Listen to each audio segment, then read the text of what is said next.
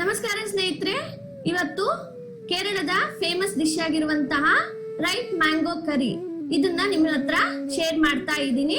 ಇವಾಗ mango season ಆಗಿರೋದ್ರಿಂದ ಮ್ಯಾಂಗೋದಿಂದ ನಾವು ಎಷ್ಟೊಂದು ಡಿಶಸ್ ನ ಮಾಡ್ತೀವಿ. ಮ್ಯಾಂಗೋ ಜ್ಯೂಸಸ್ ಇರ್ಬೋದು, ಮ್ಯಾಂಗೋ ಶೇಕ್ಸ್ ಇರ್ಬೋದು, ಮ್ಯಾಂಗೋ ಐಸ್ ಕ್ರೀಮ್ ಇರ್ಬೋದು. ಈ ರೀತಿ ವೆರೈಟಿ ಆದಂತ ಸ್ವೀಟ್ ಅಲ್ಲಿ ಬರುವಂತ ಡಿಶಸ್ ನ ಮಾಡ್ತೀವಿ. ಅದೇ ರೀತಿಯಾಗಿ ನಾವು ಖಾರವಾಗಿರುವಂತ ಡಿಶಸ್ ಮಾಡಬಹುದು.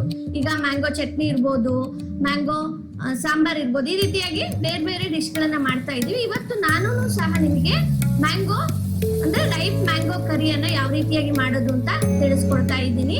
ನಮ್ಮ ನಿರೀಕ್ಷೆ ಟಿವಿ ಕುಕಿಂಗ್ ಚಾನೆಲ್ಗೆ ಹೊಸಬ್ರಾಗಿದ್ರೆ ಇದುವರೆಗೂ ಸಬ್ಸ್ಕ್ರೈಬ್ ಆಗದೆ ಇರೋರು ದಯವಿಟ್ಟು ಚಾನೆಲ್ ನ ಸಬ್ಸ್ಕ್ರೈಬ್ ಆಗಿ ಪಕ್ಕದಲ್ಲಿರುವಂತ ಬೆಲ್ ಗಂಟೆ ಒತ್ತಿ. ಇದರಿಂದ ನಾವು ಮಾಡುವಂತ ಹೊಸ ರೆಸಿಪಿಗಳು ಆದಷ್ಟು ಬೇಗ ನಿಮ್ಮನ್ನ ತಲುಪುತ್ತೆ. ಬನ್ನಿ ಇವಾಗ ರೆಸಿಪಿಯನ್ನ ನಾವು ನೋಡ್ಕೊಂಡ್ ಬರೋಣ. ಈಗ ಈ ರೈಟ್ ಮ್ಯಾಂಗೋ ಕರಿಯನ್ನ ಮಾಡೋಕೆ ಮೊದಲಿಗೆ ನಾನಿಲ್ಲಿ ಮ್ಯಾಂಗೋವನ್ನ ಕಟ್ ಮಾಡಿ ಇಟ್ಕೊಂಡಿದ್ದೀನಿ. ಅದ್ರದ್ದು ನಾನು ವಾಟೆನೂ ಸಹ ಬಿಸಾಡಿಲ್ಲ, ಅದನ್ನು ಸಹ ನಾನು ಇಲ್ಲಿ ಸಾಂಬಾರಿಗೆ ಯೂಸ್ ಮಾಡ್ತಾ ಇದ್ದೀನಿ. ನಂತರ ಇಲ್ಲಿ ಕಾಯಿ ತಗೊಂಡಿದ್ದೀನಿ, ಗ್ರೀನ್ ಚಿಲ್ಲಿಯನ್ನ ತಗೊಂಡಿದ್ದೀನಿ, ರೆಡ್ ಚಿಲ್ಲಿ ಪೌಡರ್ನ ತಗೊಂಡಿದ್ದೀನಿ. ನಂತರ ನಾನಿಲ್ಲಿ ಟರ್ಮರಿಕ್ ಪೌಡರ್ನ ತಗೊಂಡಿದ್ದೀನಿ, ಮೊಸರನ್ನ ತಗೊಂಡಿದ್ದೀನಿ, ನಂತರ ಜೀರಿಗೆಯನ್ನ ತಗೊಂಡಿದ್ದೀನಿ. ನಂತರ ಇಲ್ಲಿ ಒಗ್ಗರಣೆಗೆ ಕರಿಬೇವು ಮತ್ತು ಒಣಮೆಣಸಿನಕಾಯಿನ ತಗೊಂಡಿದ್ದೀನಿ. ಇದ್ರ ಜೊತೆಗೆ ನಾನು ಸ್ವಲ್ಪ ಬೆಲ್ಲನೂ ಸಹ ತಗೊಂಡಿದ್ದೀನಿ. ಈಗ ಇದನ್ನ ರೆಡಿ ಮಾಡ್ಕೊಳ್ಳೋಣ. ಈಗ ಇಲ್ಲಿ ನಾನು ಮೊದಲಿಗೆ ಗ್ಯಾಸ್ ಅನ್ನ ಆನ್ ಮಾಡ್ಕೊಂಡು ಗ್ಯಾಸ್ ಮೇಲೆ ಒಂದು ಪ್ಯಾನ್ ಅನ್ನು ಇಟ್ಟಿದ್ದೀನಿ. ಅದಕ್ಕೆ ಮೊದಲಿಗೆ ನಾನು ಕಟ್ ಮಾಡ್ಕೊಂಡಿರುವಂತ ಈ ಮ್ಯಾಂಗೋಸ್ ನ ಹಾಕೊಳ್ತಾ ಇದ್ದೀನಿ. ನಂತರ ಇದಕ್ಕೆ ನಾನು ಸ್ವಲ್ಪ ಕರಿಬೇವು ಸೊಪ್ಪನ್ನ ಹಾಕೊಳ್ತಾ ಇದ್ದೀನಿ.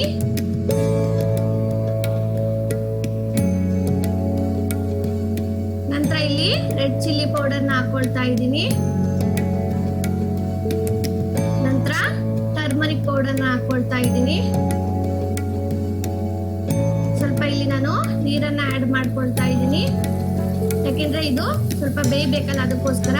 ಮ್ಯಾಂಗೋ ಮುಳುಗಬಾರ್ದು, ಸ್ವಲ್ಪ ನಾವು ನೀರನ್ನ ಯೂಸ್ ಮಾಡ್ಕೊಳ್ಬೇಕು. ನಂತರ ಇಲ್ಲಿ ನಾನು ತಗೊಂಡಿರುವಂತ ಬೆಲ್ಲನ ಹಾಕೊಳ್ತಾ ಇದ್ದೀನಿ.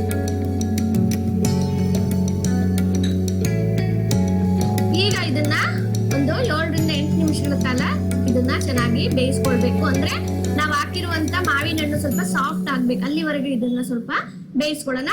ಅಷ್ಟೊತ್ತಿಗೆ ನಾವು ಇದಕ್ಕೆ ಬೇಕಾಗಿರುವಂತ ಕಾಯಿ ತುರಿದು ಪೇಸ್ಟ್ ಮಾಡ್ಕೊಂಡ್ ಬರೋಣ. ಈಗ ನಾನು ಮಿಕ್ಸಿ ಜಾರಿಗೆ ಕಾಯಿ ತುರಿಯನ್ನ ಹಾಕೊಳ್ತಾ ಇದ್ದೀನಿ. 1 ಸ್ಪೂನ್ ಅಷ್ಟು ಜೀರಿಗೆಯನ್ನ ಹಾಕೊಳ್ತಾ ಇದ್ದೀನಿ. ನಂತರ ಸ್ವಲ್ಪ ನೀರನ್ನ ಆಡ್ ಮಾಡ್ಕೊಂಡ್ಬಿಟ್ಟು ಇದನ್ನ ಗ್ರೈಂಡ್ ಮಾಡ್ಕೊಂಡ್ ಬರ್ತೀವಿ. ನೋಡ್ತಾ ಇದ್ದೀರಲ್ವ, ಈಗ ಈ ಕಾಯ್ದು ಪೇಸ್ಟ್ ರೆಡಿ ಆಗಿದೆ. ಇದನ್ನ ನಾನೀಗ ಒಂದು ಬೇರೆ ಬೌಲಲ್ಲಿ ಸರ್ವ್ ಮಾಡಿಟ್ಕೊಳ್ತೀನಿ. ಇವಾಗ ನಾನು ಲಿಡ್ಡನ್ನ ಓಪನ್ ಮಾಡಿಬಿಟ್ಟು ಈ ಪ್ಯಾನ್ ಅಲ್ಲಿ ಮಾವಿನ ಹಣ್ಣನ್ನ ಬೇಯಕ್ಕಿಟ್ಟಿದ್ದಲ್ಲ, ಅದಕ್ಕೆ ಈಗ ನಾನು 1-2 ಗ್ರೀನ್ ಚಿಲ್ಲಿಯನ್ನ ಉದ್ದಕ್ಕೆ ಸೀಳ್ಕೊಂಡಿದ್ದೆ, ಅದನ್ನು ಹಾಕೊಳ್ತಾ ಇದ್ದೀನಿ. ಜೊತೆಗೆ ಸ್ವಲ್ಪ ಉಪ್ಪನ್ನು ಸಹ ಸೇರಿಸ್ಕೊಳ್ತಾ ಇದ್ದೀನಿ. ಸೇರಿಸ್ಕೊಂಡ್ಬಿಟ್ಟು ಮತ್ತೊಂದೆರಡು ನಿಮಿಷ ಅದನ್ನ ಚೆನ್ನಾಗಿ ಬೇಯಿಸ್ಕೊಳ್ತೀನಿ.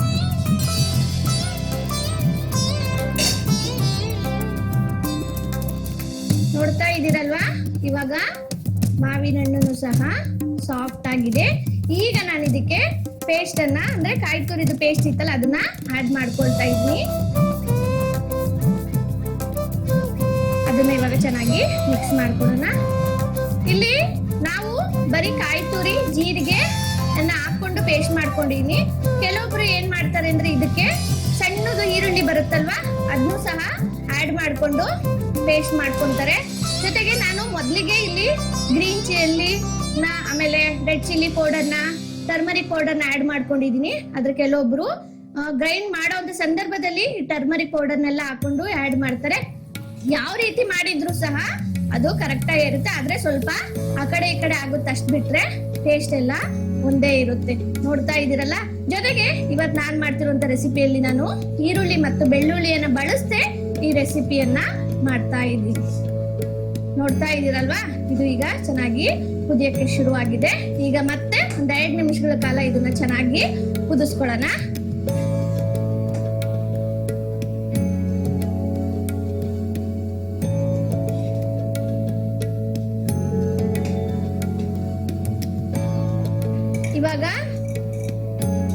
ಈಗ ನಾನು ಒಂದು ಬಟ್ಲಲ್ಲಿ ಮೊಸರನ್ನ ತಗೊಂಡಿದ್ದೀನಿ. ಅದನ್ನ ವಿಸ್ಕರ್ ಇಂದ ಕ್ಲೀನ್ ಆಗಿ ಬೀಟ್ ಮಾಡ್ಕೊಳ್ತೀನಿ. ಯಾಕೆಂದ್ರೆ ಇದರಲ್ಲಿ ಯಾವುದೇ ಲಮ್ಸ್ ಇರಬಾರ್ದು. ಒಂದ್ ವೇಳೆ ಲಮ್ಸ್ ಇದ್ರೆ ನಾವು ಆ ಕರಿಗೆ ಹಾಕೊಂಡಾಗ ಅದು ಹೊಡೆದೋಗ್ಬಿಡುತ್ತೆ. ಅದರಿಂದ ಕ್ಲೀನ್ ಆಗಿ ಒಂದ್ಸತಿ ವಿಸ್ಕರ್ ಇಂದ ವಿಸ್ಕ್ ಮಾಡ್ಕೊಳ್ತಾ ಇದ್ದೀನಿ. ನೋಡ್ತಾ ಇದ್ರಲ್ಲ, ಯಾವುದೇ ಲಮ್ಸ್ ಇಲ್ಲ. ಇವಾಗ ಇದನ್ನ ನಾವು ಕರಿಗೆ ಸೇರಿಸ್ಕೊಳ್ಳೋಣ. ಇವಾಗ ನಾವು ಇದನ್ನ ಕರಿಗೆ ಸೇರಿಸ್ಕೊಳ್ತಾ ಇದ್ದೀನಿ.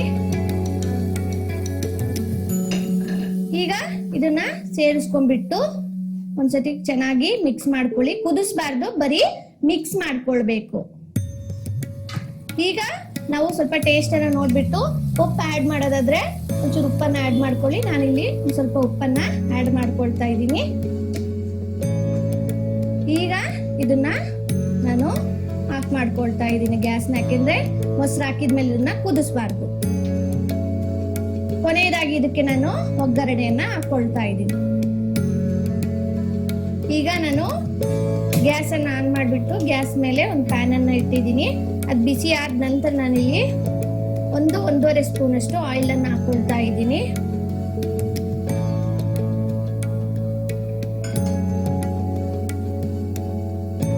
ಈಗ ಆಯಿಲ್ ಬಿಸಿ ಆದ್ಮೇಲೆ ನಾನಿಲ್ಲಿ 1/2 ಟೀ ಸ್ಪೂನ್ ಅಷ್ಟು ಮೆಂತ್ಯ ಕಾಳನ್ನ ಹಾಕೊಳ್ತಾ ಇದ್ದೀನಿ.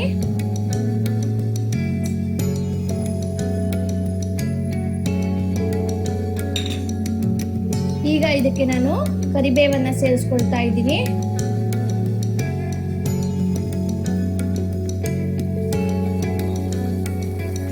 ನಂತರ 1-2 ರೆಡ್ ಚಿಲ್ಲೀಸ್ನ ಸೇರಿಸ್ಕೊಳ್ತಾ ಇದ್ದೀನಿ.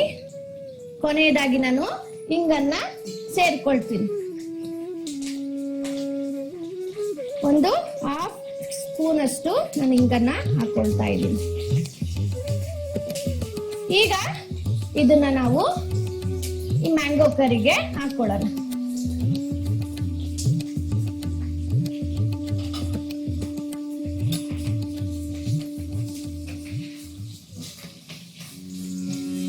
ಈಗ ನಾನು ಗ್ಯಾಸ್ ಅನ್ನು ಆಫ್ ಮಾಡ್ಕೊಳ್ತೀನಿ.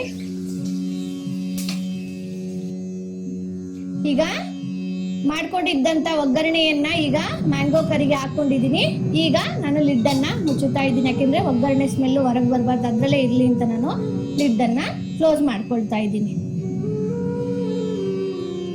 ಈಗ ಈ ರೈಟ್ ಮ್ಯಾಂಗೋ ಕರಿ ರೆಡಿ ಆಗಿದೆ. ಇದನ್ನೊಂದ್ಸತಿ ಚಮಚದಲ್ಲಿ ಮಿಕ್ಸ್ ಮಾಡ್ಕೊಂಡು ಇದನ್ನ ನಾನೀಗ ಒಂದು ಬೌಲ್ಗೆ ಸರ್ವ್ ಮಾಡ್ಕೊಳ್ತಾ ಇದ್ದೀನಿ.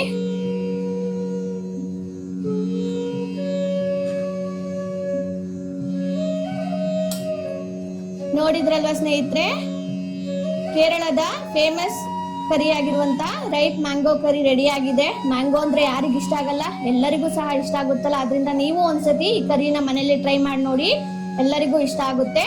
ನಿಮ್ಮ ಅಭಿಪ್ರಾಯವನ್ನ ಕಾಮೆಂಟ್ ಸೆಕ್ಷನ್ ಅಲ್ಲಿ ತಿಳಿಸಬಹುದು. ಈ ಮ್ಯಾಂಗೋ ಕರಿ ರೈಸ್ ಜೊತೆಗೆ ತುಂಬಾ ಚೆನ್ನಾಗಿರುತ್ತೆ. ಅದ್ರಲ್ಲೂ ರೆಡ್ ರೈಸ್ ಜೊತೆಗಂತೂ ತುಂಬಾ ಚೆನ್ನಾಗಿರುತ್ತೆ. ನಿಮಗೆ ಈ ರೆಸಿಪಿ ಇಷ್ಟ ಆಗಿದ್ರೆ ಲೈಕ್ ಮಾಡಿ, ಶೇರ್ ಮಾಡಿ. ನಿಮ್ಮ ಈ ಲೈಕ್ ಮತ್ತು ಶೇರ್ಗಳು ನಮಗೆ ಇದೇ ತರಹದ ಹೊಸ ಹೊಸ ರೆಸಿಪಿಗಳನ್ನ ಮಾಡುವಲ್ಲಿ ನಮ್ಮನ್ನ ಉರಿದುಂಬಿಸುತ್ತೆ. ಸಾಧ್ಯವಾದ್ರೆ ಕಮೆಂಟ್ ಸೆಕ್ಷನ್ ಅಲ್ಲಿ ನಿಮ್ಮ ಅಭಿಪ್ರಾಯ ಅನಿಸಿಕೆಗಳನ್ನ ತಿಳಿಸಬಹುದು. ಜೊತೆಗೆ ನಿಮಗೆ ಇಷ್ಟವಾಗಿರುವಂತ ಡಿಶಸ್ ಇದ್ರೆ ನೀವು ಅದನ್ನ ತಿಳಿಸಬಹುದು. ಅದನ್ನ ನಮ್ಮ ಮುಂದಿನ ರೆಸಿಪಿಗಳಲ್ಲಿ ಮಾಡೋಕೆ ನಾವು ಪ್ರಯತ್ನ ಪಡ್ತೀವಿ. ಇದುವರೆಗೂ ನಮ್ಮ ಚಾನೆಲ್ ನಲ್ಲಿ 100ಕ್ಕಿಂತ ಹೆಚ್ಚಿನ ರೆಸಿಪಿಗಳನ್ನ ಮಾಡಿದೀವಿ. ನಿಮ್ಮಿಂದ ಸ್ವಲ್ಪ ಮಟ್ಟಿನ ಸಪೋರ್ಟು ಸಹ ಸಿಕ್ಕಿದೆ. ಆದ್ರೆ ಇನ್ನೂ ಹೆಚ್ಚಿನ ಸಪೋರ್ಟ್ ಅನ್ನ ನಿಮ್ ಕಡೆಯಿಂದ ನಿರೀಕ್ಷೆ ಮಾಡ್ತಾ ಇದೀವಿ. ಇದುವರೆಗೂ ನಮ್ಮ ಚಾನೆಲ್ ನ ಸಬ್ಸ್ಕ್ರೈಬ್ ಆಗದೆ ನಮ್ಮ ರೆಸಿಪಿಗಳನ್ನ ನೋಡ್ತಾ ಇದ್ರೆ ದಯವಿಟ್ಟು ಚಾನೆಲ್ ನ ಸಬ್ಸ್ಕ್ರೈಬ್ ಆಗಿ, ಜೊತೆಗೆ ನಿಮ್ಮ ಸ್ನೇಹಿತರೊಂದಿಗೂ ನಮ್ಮ ರೆಸಿಪಿಯ ವಿಡಿಯೋಗಳನ್ನ ಶೇರ್ ಮಾಡಿ. ಇದ್ರ ಮೂಲಕ ನಮಗೆ ಇನ್ನೂ ಹೆಚ್ಚಿನ ಸಪೋರ್ಟ್ ಸಿಕ್ಕಿದಂಗಾಗುತ್ತೆ. ಸರಿ ಸ್ನೇಹಿತರೆ, ಮುಂದಿನ ಮತ್ತೊಂದು ಹೊಸ ರೆಸಿಪಿಯೊಂದಿಗೆ ಮತ್ತೆ ಸಿಗೋಣ. ನಮಸ್ಕಾರ.